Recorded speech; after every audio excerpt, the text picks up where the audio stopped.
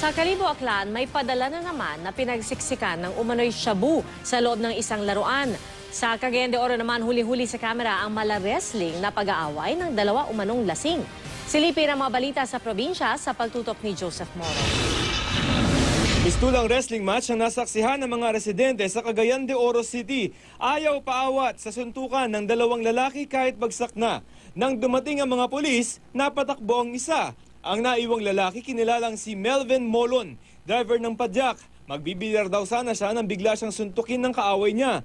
Pareho raw nakainom ang dalawa. Hinahanap na ang nakasuntukan ni Molon para imbestigahan din. Ang video game console na ipinadala sa Kalibo, Aklan, siniksikan pala ng mahigit 4 na gramo ng umano'y shabu. Galing daw Cavite ang padala at pinikap ng babaeng suspect sa isang remittance center. May nakapagtimbre raw sa pulisya kaya agad ininspeksyon ang padala. Iniimbestigahan na siya habang susuriin ang umano'y shabu na tinatayang nasa 50,000 piso ang halaga.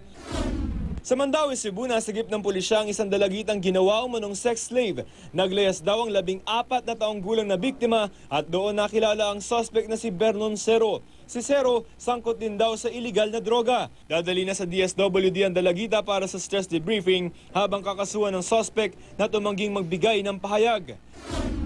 Pinangangambahang mabulag ang isang binatilyo sa Buhi, Camarines Sur matapos matamaan ng laroang paltik ng kanyang kalaro. Nasapol daw ang isang mata ng biktima ng binilog na papel na ginawang bala ng paltik. Kailangan maipatingin sa espesyalista ang mata ng bata, lalo na't nagdurugo at namamagana ito.